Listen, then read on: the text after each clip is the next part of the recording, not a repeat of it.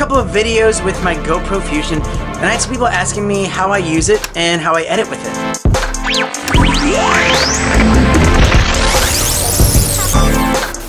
So welcome to Tech Tuesday, and yeah, this is about the GoPro Fusion.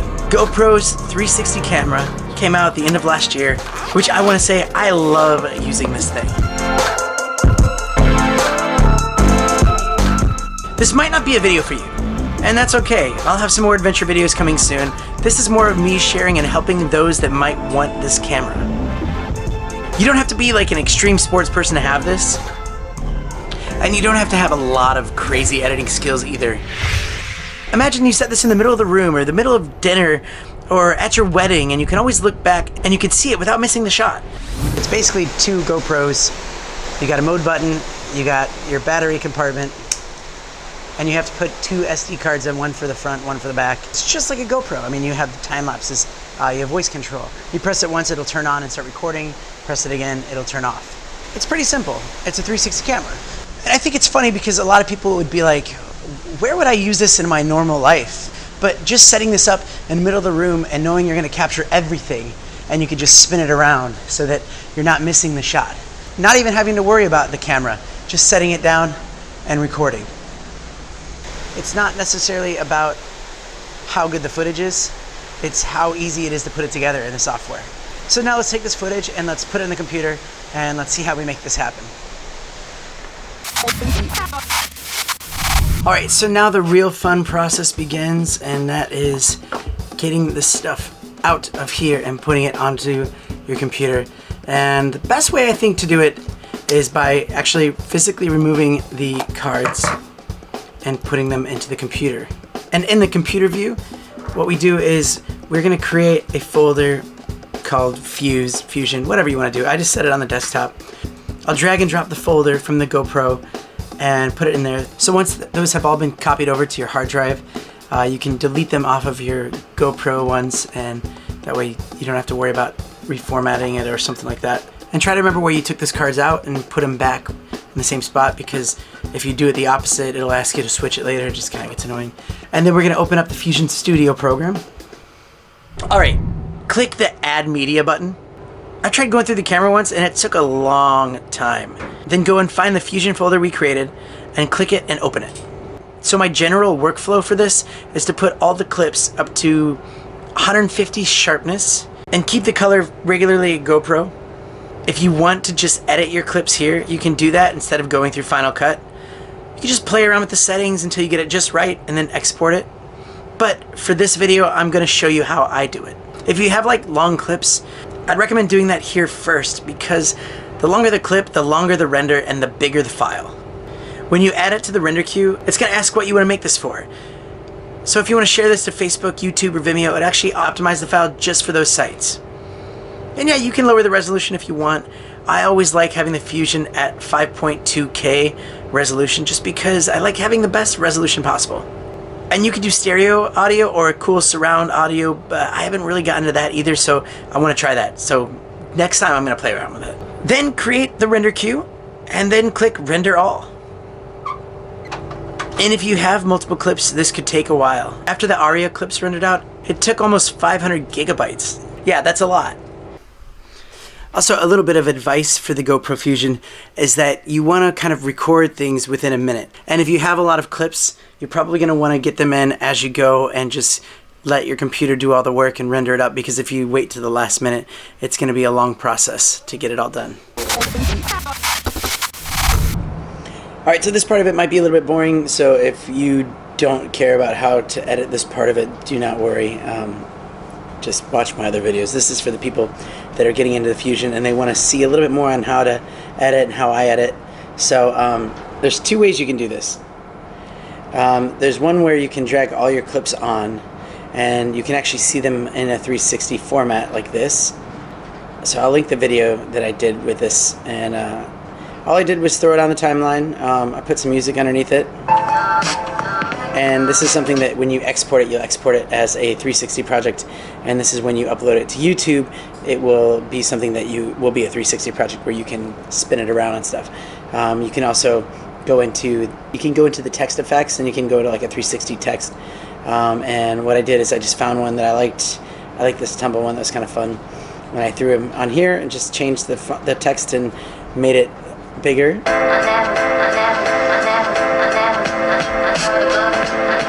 And that's how it looks. And there's other things you could do. You could put text down here and text all around, and basically people will just be looking around for that. So that's pretty easy. You just drop it on there, and you can just cut them just like you normally would. If you don't know anything about editing, basically you could just click here, and you could either do a quick cut here, or you can hit B for blade and cut it, and then you can select the other side and delete it. For these 360 clips, I tried not to go more than 10 seconds. Some of them a little bit longer because you have to, like this one, where I go over the bridge, and it's more like you wanted to see all of the bridge. So it's more fun for people to have to look back on the video to see things that they missed the first time. That's kind of an interesting way to do it. So on this 360 project, if you're done, what you're going to do is you're going to go to export, share, and you're going to go export file, and you're going to make sure it's looking like this,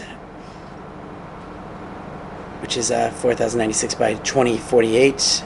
I did 30 frames per second, and you can look in the settings and just double check that it's really far down there, and you want it to be equi-rectangular.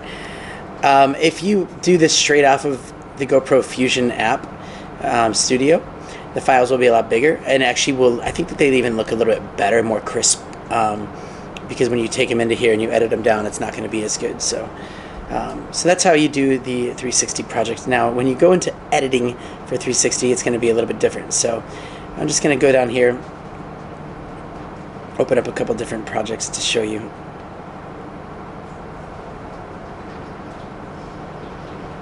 So things like this, where look at this thing. This is the video. I'm not spinning it around. It spins itself. So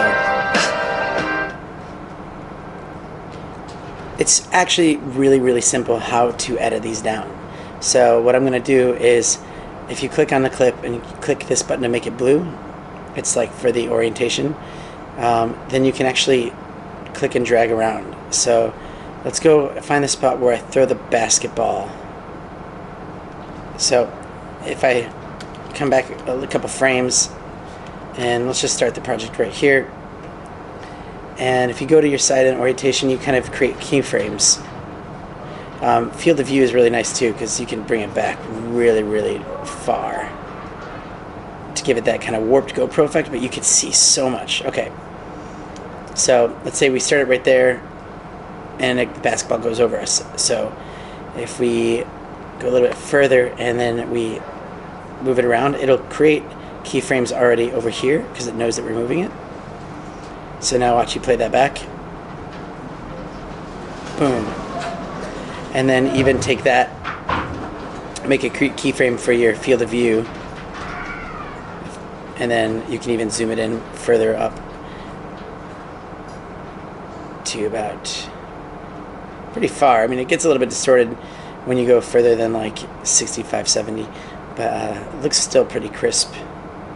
So obviously when you render it all out, it'll look way better.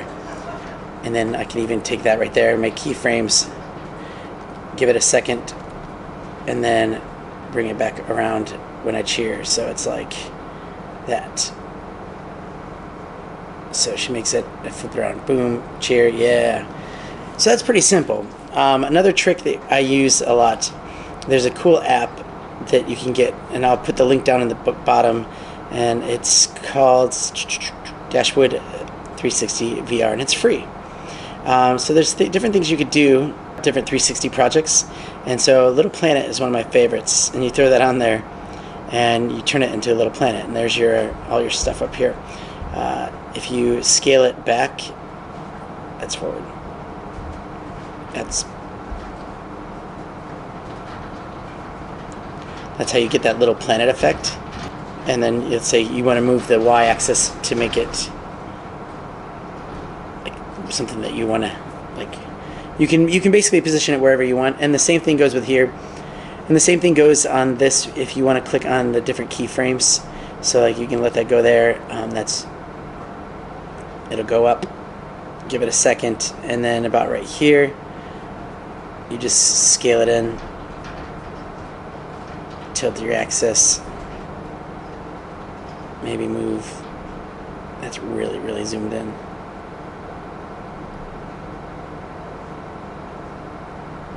About, alright, that's not bad. So that's how you start Little Planet.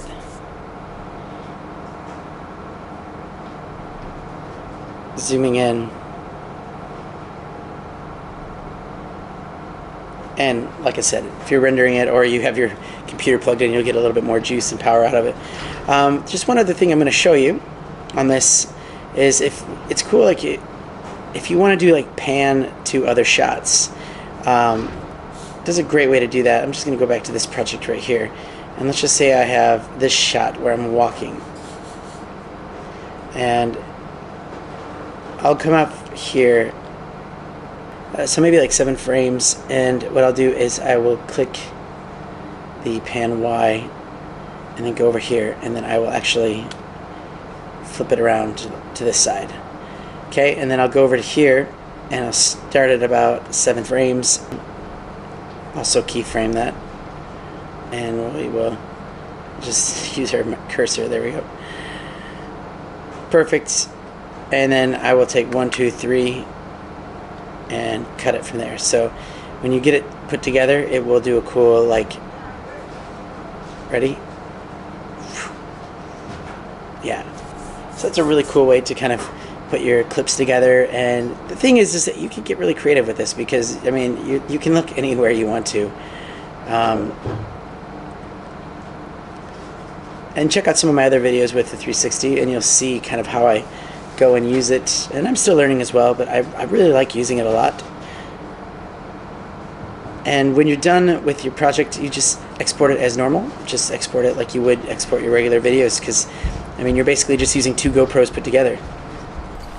And so that's how it comes out. So it looks really crisp, clean. It's very fun to edit with. So I hope you enjoy that. This is Tech Tuesday, and I'm Danny Black. And thanks for watching, and can't wait to show you what crazy adventures I'm working on next. Like, crazy awesome.